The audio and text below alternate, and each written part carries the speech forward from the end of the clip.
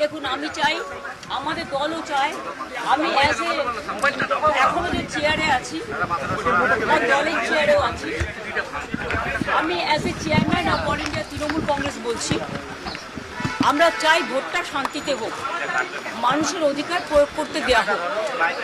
কিন্তু বিশেষ করে কতগুলো অবজারভার নিয়ে আসা হয়েছে বিভিন্ন জায়গা থেকে এবং অনেক পুলিশ অফিসার নিয়ে আসা হয়েছে যারা বাংলাকে বোঝে না।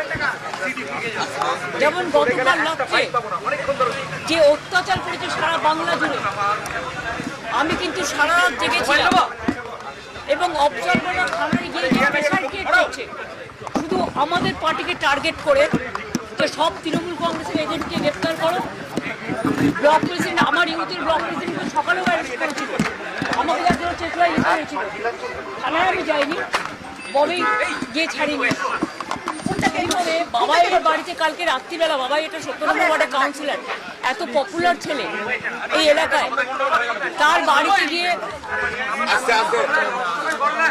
বাড়িতে গিয়ে রাত্রি 2টোর সময় CRPF force without state police, without local police, they attack his house.